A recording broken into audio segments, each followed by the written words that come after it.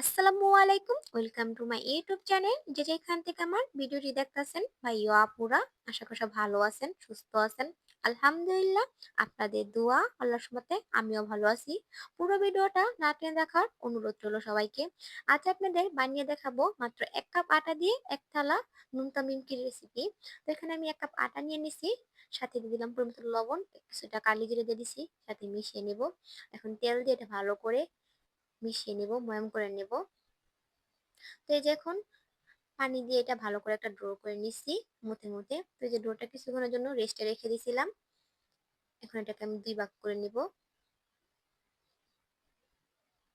2 ভাগ করে এটা রুটির মতন প্যারা বানিয়ে নিব। তো বলে বিশাল বড় একটা রুটি বানিয়ে নিলাম। এখন ছুরির সাহায্যে এটা একবার এই পাশ থেকে এরকম করে আড়াআড়ি করে কেটে নিব, নিমকে শেপ দিয়ে নিব।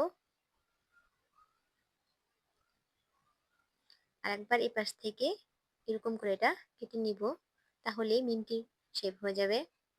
তো আপনারাও কিন্তু চাইলে খুব সহজেই এরকম করে বাসায় বানিয়ে নিতে পারেন, মাত্র 1 কাপ আটা দিয়ে অনেকগুলো নিমকি, পুরো এক থালা। শীতের সন্ধ্যায় চায়ের সাথে কিন্তু পুরোই জমে যায় এই নিমকিটা। বাইরে থেকে কিনে না এনে আপনারা নিজেরাই ঘরে এরকম করে বানিয়ে নিতে পারেন সুন্দর মুসমুসে এই নিমকি। তো এই যে আমি নিমকিগুলো বানিয়ে চলে আসলাম ভাজার পর্বতে।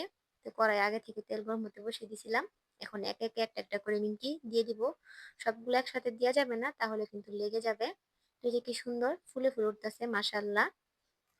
তো এই যে আমি 1 প্লেট আগে ভেজে উঠিয়ে নিয়েছি, এখন আরেক প্লেট ভেজে উঠিয়ে নিতেছি। এখন বাকিগুলো আমি ভেজে নেব। তো যে আমার বাকিগুলো ভাজা হয়ে গেছে, এখন আমি উঠিয়ে নিতেছি। পুরো 1 কাপ আটা দিয়ে এক থালা নিমকি হয়েছে, তো দেখতে পারতেছেন। তো আপনাদের এখন একটা ভেঙে দেখাই, এটা ঠান্ডা হলে আরো অনেক মুসমুসো হয়ে যাবে।